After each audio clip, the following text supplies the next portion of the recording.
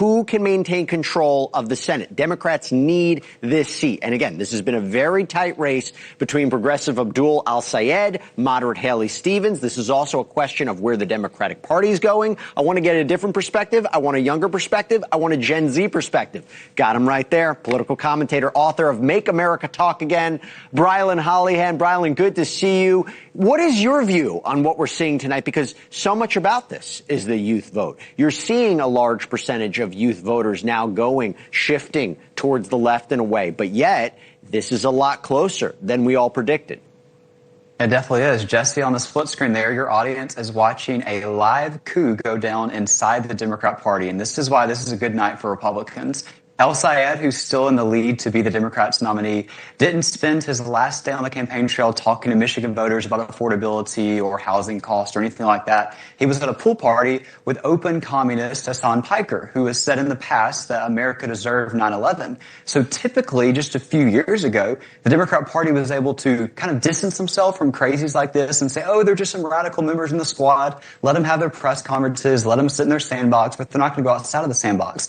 Now they're the leaders of the party. And so when we go to the midterms, the ballot box in November, and say it's a chaos versus, common sense election, that the Democrats are literally crazy people, the Democrats can't censor themselves or remove themselves from this because they've endorsed it as their nominee. They've made it their platform. And it's an entire campaign of vibes. These people have no policies. They just want to abolish everything. It is orange man is bad. And you saw how well vibes did for Kamala Harris. She was picking out her Oval Office drapes because she had, Beyonce and Taylor Swift and vibes. And how did that work out? Well, this is not going to work. Abolishing everything is not just going to win my generation over. Brilyn, I'll push back on this point. I'll push back. He's still close in this race, and there is a chance that he will win this primary seat. And that he is not the only progressive candidate, not only one who has potential links to DSA, even though he claims he's not DSA, or who is adamantly DSA, that holds office in this country. 250 offices for the DSA. I mean, look at Mayor Mamdani here. And there is a part about this where don't the Republicans have to listen? That even at the very point, it's maybe you don't agree with the policies, but you have to listen to the frustration of American voters that they are going this far left, this extreme, because they are so dissatisfied with what they're seeing. How do Republicans respond to that? It's not by supporting stuff like this. This is the dirty little secret that doesn't fit on the bumper sticker of candidates like al-Sayed or Mamdani.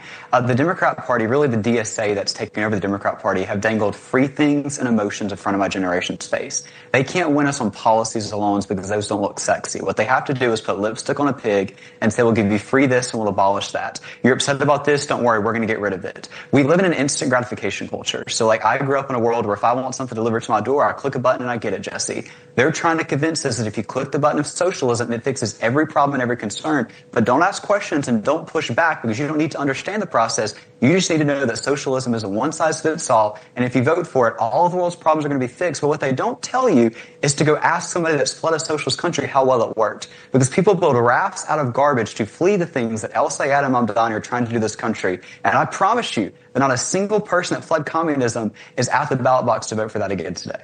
Brilyn, how much do young voters care about the Israel issue? It's one thing to be talking about we're living through a presence with the Iran war, but in terms of Israel, you and I both know that Stevens and El-Sayed are completely diametrically opposed when it comes to the issue of Israel and support from Israel or to Israel. How much is that affecting the young vote?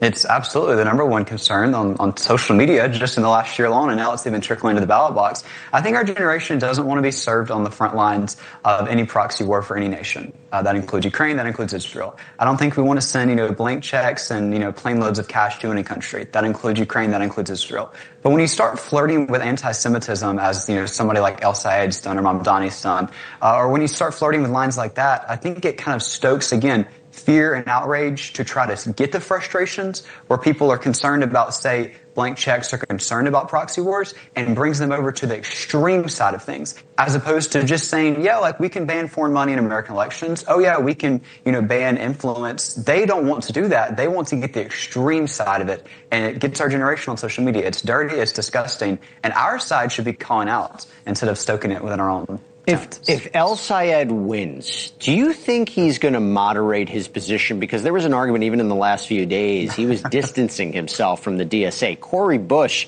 lost last night in Missouri. Do you think that you're going to see that? No, certainly not. Remember when Joe Biden was supposed to be moderate? Did he moderate his position when he got into office? He went even farther to the left because that's what his party wanted. You would have thought, and I don't want to be giving expert and free advice here to the Democrat Party, but after they in 24 ran so far to the left with Kamala, they literally fell off a cliff, that they would have come together with a lot of the centrist candidates, getting more moderates, and they've done the opposite of that. They stoked the flames of some of this anti-Semitism, and they've been able to get some extreme candidates off of the frustrations and fears of my generation. So no, Gen Z will absolutely have a second coup before November. If this guy tries to become a moderate again, they won't allow it, I'm telling you. Before I let you go, most important question. Is that a snake behind you? Is that a snake in that logo? Is it's it? It's a Don't Tread on Me flag. Yes, sir. Okay, look at that. Interesting. All right, Brilyn Hollyhand, really appreciate it. Good seeing you. Thank you, Jesse. It's past my bedtime. Yeah, I know. Go to sleep. I'm up here. Me? Oh, not me, just a little. I'm here with Blake Berman.